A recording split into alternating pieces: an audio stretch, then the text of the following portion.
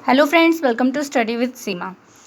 तो आज हम लोग तैयारी करेंगे यूजीसी नेट पॉलिटिकल साइंस की। उससे जुड़े हुए कुछ इंपॉर्टेंट क्वेश्चंस को डिस्कस करेंगे। तो सबसे पहले हम लोग डिस्कस करेंगे क्वेश्चन फॉर यू को, जो मैंने आपसे पिछली वीडियो में पूछा था। तो क्वेश्चन फॉर यू था आपके लिए, राजनीतिक अभिजन वर्ग में निम्नलिखित में से कौन होते हैं, यानी कि पॉलिटिकल एलिट क्लास में कौन शामिल होता है। आपके ऑप्शन थे अधीनस्थ समूह और वंचित नेता, बी शासक और जनता, सी नेता और अनुसरणकर्ता, और डी अल्पतंत्र और कुलीन तंत्र। तो इसका राइट आंसर हो जाएगा ऑप्शन नंबर डी, अल्पतंत्र और कुलीन तंत्र। राजनीतिक अभिजन वर्ग होता क्या है, पॉलिटिकल एलिट क्लास होता क्या है। ये जो थ्योरी है, पॉलिटिकल एलिट थ्योरी जो होती है, एलिट थ्योरी जो है वो ये मानती है कि शासन करने की योग्यता केवल कुछ लोगों में ही है और वे ही कुछ लोग पावर में आ सकते हैं। हर एक बंदा राजनीतिक क्षेत्र में सफल नहीं हो सकता, ये योग्यता केवल कुछ लोगों में ही है। अभिजन वर्ग को हम और किस किस नाम से जानते हैं, तो इसे हम विशिष्ट वर्ग, उच्च वर्ग, अभिजात्य वर्ग, शक्ति वर्ग, शासक वर्ग, संभ्रांत वर्ग, सत्ता वर्ग के नाम से भी जानते हैं। बात करें कि एलिट थ्योरी के थिंकर कौन कौन से इंपॉर्टेंट हैं, तो वो है Mosca, Pareto, James Burnham, Waldo, C Wright Mills, Sartori, Robert Dahl, Lasswell और सुम्पेटर। एलिट थ्योरी से जुड़ी हुई एक इम्पॉर्टेंट बुक है आपकी सी राइट मिल्स की। किसकी है? सी राइट मिल्स की। पुस्तक का क्या नाम है? The power elite. और ये पुस्तक जो है ये पब्लिश कब हुई है? 1956 में। आपको पब्लिशिंग ईयर के साथ याद रखना है, इम्पॉर्टेंट बुक है। तो चलते हैं आज के फर्स्ट क्वेश्चन की ओर। फर्स्ट क्वेश्चन है आज का, ब्रिटिश राज के दौरान किस कांग्रेस अध्यक्ष ने एक योजना आयोग के विचार की शुरुआत की? किसने सबसे पहले एक योजना आयोग बनाया जाना चाहिए, इसकी सिफारिश की थी? आपके ऑप्शन है जवाहरलाल नेहरू, महात्मा गांधी, मौलाना आज़ाद और सुभाष चंद्र बोस। तो सबसे पहले आप लोग अपने आंसर को खुद से चूज करें। तो इसका राइट आंसर है डी, सुभाष चंद्र बोस। सुभाष चंद्र बोस जी ने सबसे पहले योजना आयोग बनाया जाना चाहिए, इसकी सिफारिश की थी। फरवरी 1938 में भारतीय राष्ट्रीय कांग्रेस के हरिपुरा अधिवेशन की अध्यक्षता किसने की थी? सुभाष चंद्र बोस जी ने। और गरीबी से निपटने के लिए राष्ट्रीय स्तर पर एक योजना आयोग बनाया जाना चाहिए, इसकी सिफारिश की थी। उस वक्त उन्होंने कांग्रेस की एक शाखा के तौर पर राष्ट्रीय नियोजन समिति बनाई, जिसके अध्यक्ष कौन थे? पंडित जवाहरलाल नेहरू, जो बाद में भारत के पहले प्रधानमंत्री बने और मार्च 1950 में गठित योजना आयोग के अध्यक्ष भी बने। नेक्स्ट क्वेश्चन है आपके लिए, किसने भारतीय राजनीति को अभाव की राजनीति यानी पॉलिटिक्स ऑफ स्कार्सिटी के रूप में वर्णित किया है? आपके ऑप्शन है Myron Weiner, Paul R Brass, C Atul Kohli और डी मॉरिस जोन्स। तो इसका राइट आंसर हो जाएगा माइनर वीनर ने राजनीति को अभाव की राजनीति कहा है। उनकी ये पुस्तक है the politics of scarcity, public pressure and political response in India. तो ये पुस्तक का नाम आपको याद रखना है। क्या है पुस्तक का नाम? The politics of scarcity, public pressure and political response in India. Writer कौन है? Myron Wiener. पब्लिश कब हुई है? 1962 को। नेक्स्ट क्वेश्चन है, मंडल कमीशन के अध्यक्ष कौन थे? आपके ऑप्शन है बी एन मंडल, बी वी पी मंडल, डी एल मंडल या आर एन मंडल।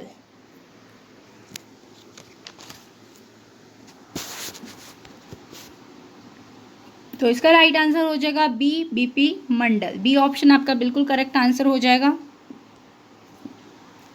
थोड़ा सा इसके बारे में जान लेते हैं। तो मोरारजी देसाई की जो सरकार थी उसने सबसे पहले 20 दिसंबर 1978 को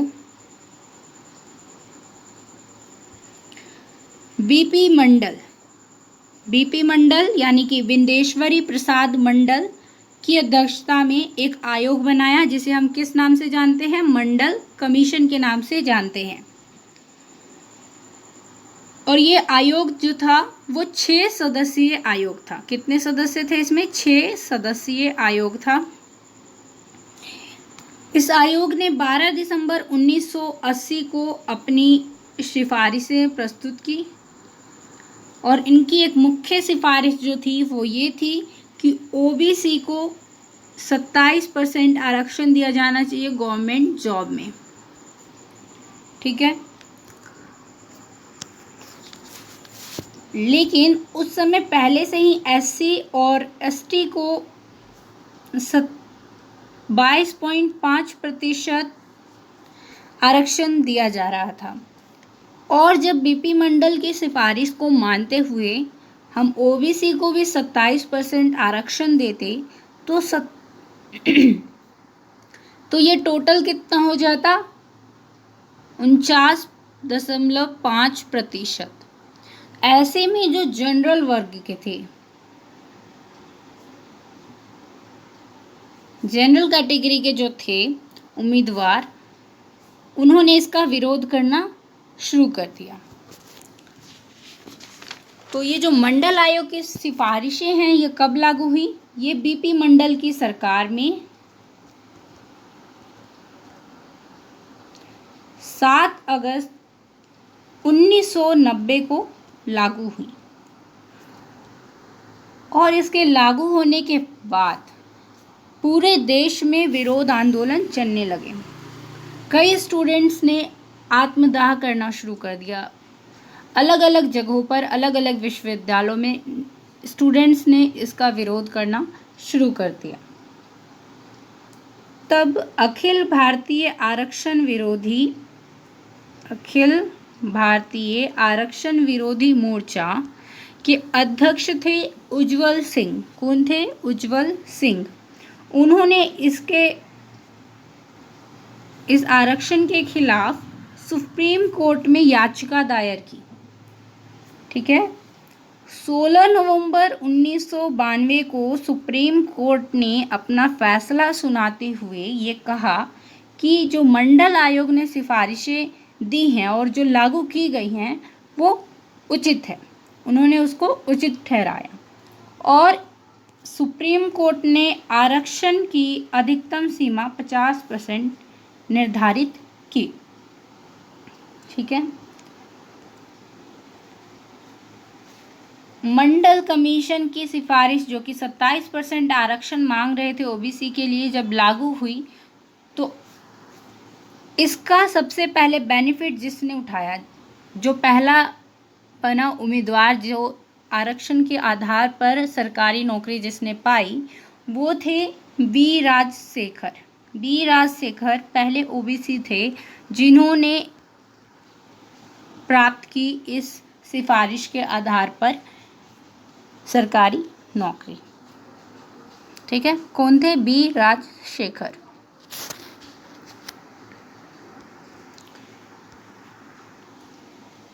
आपका 4th क्वेश्चन है आज के लिए, भारत में अंतरराज्य परिषद यानी इंटर स्टेट काउंसिल की स्थापना कब की गई थी? आपके ऑप्शन है 1960, 1970, 1980 और 1990। तो इसका राइट आंसर हो जाएगा 1990, यानी 1990 में इंटर स्टेट काउंसिल की स्थापना की गई थी।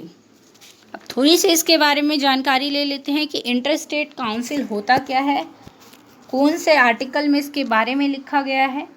ठीक है, तो जो संविधान का अनुच्छेद 263 है, आर्टिकल 263 है, वो अंतरराज्यीय परिषद यानी इंटर स्टेट काउंसिल के गठन का प्रावधान करता है। इसकी स्थापना की गई थी 1990 में। किसकी सिफारिश पर? सरकारिया आयोग की सिफारिश पर। सरकारिया आयोग किससे संबंधित है? केंद्र राज्य संबंध से संबंधित है। सरकारिया आयोग की सिफारिश पर राष्ट्रपति के आदेश द्वारा अंतरराज्य परिषद की स्थापना की गई थी। आज का 5th क्वेश्चन है आपके लिए, introduction to the study of public administration पुस्तक किसके द्वारा लिखी गई है? आपके ऑप्शन है W.F. Willoughby, Woodrow Wilson, M.P. Follett, Leonard D white.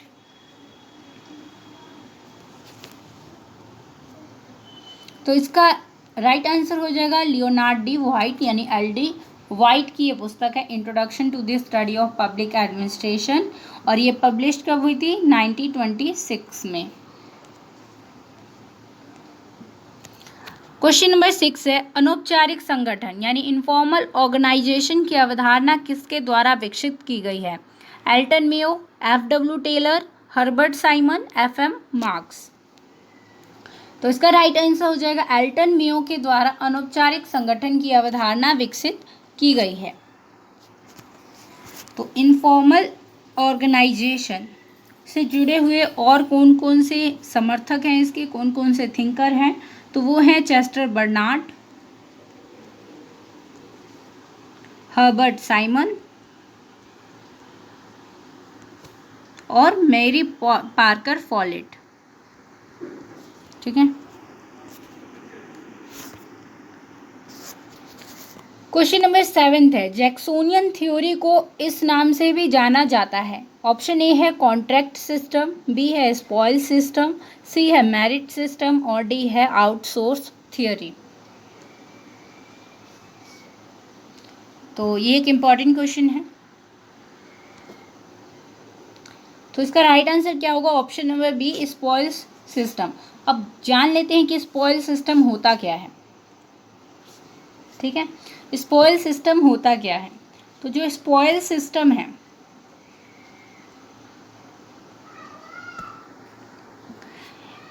ये जो थ्योरी है ये किसने दी है? ये दी है एंड्रू जैक्सन ने। एंड्रू जैक्सन ने ये थ्योरी दी है, इसलिए हम इसे जैक्सोनियन थ्योरी के नाम से भी जानते हैं। इसका क्या मतलब है? स्पॉइल सिस्टम का क्या मतलब है? तो इसका मतलब देखो, ये लाइन समझो, to the victor goes spoil, मतलब जो विजेता है वही सारा कुछ, स्पॉइल मतलब क्या होता है? लूट लेता है, लूटना। तो जो विजेता है वही सारा बेनिफिट ले लेता है। तो स्पॉइल सिस्टम में क्या होता है कि जो अगर एक सरकारी जॉब में या फिर एक जो व्यक्ति है वो सत्ता में आ जाता है, तो वो अपने सभी रिलेटिव को सत्ता में लाने की कोशिश करता है। सत्ता में वही लोग आते हैं जो उससे जुड़े हुए हैं, जिसको वो जानता है। तो अगर एक व्यक्ति के पास पावर आ गई तो उससे ही जुड़े हुए सभी लोगों को पावर मिलेगी। तो यही है स्पॉइल थियरी, यानी कि सरकारी जॉब, गवर्नमेंट जो जॉब है वो उन्हीं लोगों को मिलेगी जो उसके रिश्तेदार होंगे, जो उससे जुड़े होंगे, जिसे वो जानता होगा। क्वेश्चन नंबर 8 है, निम्नलिखित में से यह किसका कथन है कि एक सफल प्रबंधन में उद्देश्यों द्वारा प्रबंधन शामिल है? Successful management involves management by objective. Management by objective यह किसने कहा है? आपके ऑप्शन है Peter F Drucker, B F.W. Taylor, C Kothari committee और डी एडविन बी फिलिपो। तो इसका राइट आंसर क्या हो जाएगा? पीटर एफ ड्रकर ने ये बात कही है कि मैनेजमेंट बाय ऑब्जेक्टिव करना चाहिए। इसका क्या मतलब है? उद्देश्यों द्वारा प्रबंधन किया जाना चाहिए। इसका क्या मतलब है? इनका मानना है कि एक सफल प्रबंधन में उद्देश्यों द्वारा प्रबंधन शामिल है, यानी कि उद्देश्यों को केंद्र में रखकर, उद्देश्य जो हैं वो सेंटर में होंगे और उसी के आधार पर मैनेजमेंट किया जाएगा। सबसे पहले आपको एक गोल निर्धारित करना है। ठीक है, सबसे पहले एक गोल निर्धारित करना है, एक उद्देश्य निर्धारित करना है, जिस पर नियोक्ता यानी कि जो मालिक है ऑर्गेनाइजेशन का और कर्मचारी दोनों सहमति रखते हों। ठीक है, और उसी के आधार पर मैनेजमेंट किया जाएगा, यानी कि प्रबंध किया जाएगा ऑर्गेनाइजेशन में। सभी कर्मचारियों को उस उद्देश्य के बारे में पता होना चाहिए, तभी वो उद्देश्य बेहतर तरीके से प्राप्त किया जा सकेगा। तो यही कहता है मैनेजमेंट बाय ऑब्जेक्टिव।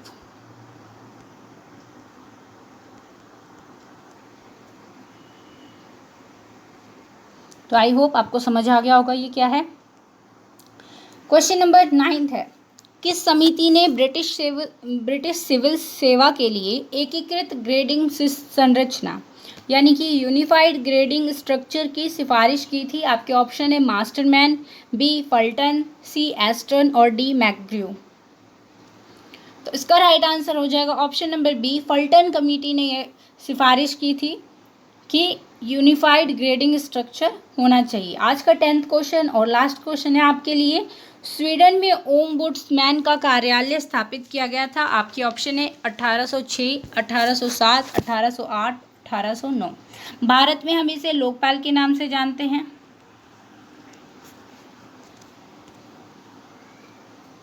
तो इसका राइट आंसर हो जाएगा ऑप्शन नंबर डी, 1809 में ओम्बुड्समैन की स्थापना की गई थी स्वीडन में। अब थोड़ा सा इसके बारे में जान लेते हैं। भारत में हम इसे लोकपाल के नाम से जानते हैं। सबसे पहले जो ओम्बुड्समैन है उसकी स्थापना की गई थी स्वीडन में, ठीक है, ये याद रखना है। स्वीडन में सबसे पहले की गई थी, कब की गई थी? 1809 में की गई थी। उसके बाद 1962 में की गई न्यूजीलैंड और नॉर्वे में, ठीक है, न्यूजीलैंड और नॉर्वे में की गई 1962 में। और जो प्रथम डेवलपिंग कंट्री था, जो फर्स्ट डेवलपिंग कंट्री था जिसने ओम्बुड्समैन की स्थापना की, वो था कौन सा? गुयाना। और कब की इसने? 1966 में। 1966 में सबसे पहले जो विकासशील देश था गुयाना, उसने 1966 में ओम्बुड्समैन की स्थापना की थी। बात करें इनका काम क्या होता है, तो इनका काम होता है भ्रष्टाचार संबंधी आरोपों की जांच करना। भारत में लोकपाल और लोकायुक्त कानून 2013 को कब लागू किया गया? 16 जनवरी 2014 से यह लागू हो गया, ठीक है। भारत में जो केंद्र में आयोग होता है इससे संबंधित, उसको कहते हैं लोकपाल, और जो राज्य में होता है उसको कहते हैं लोकायुक्त आयोग। ओके,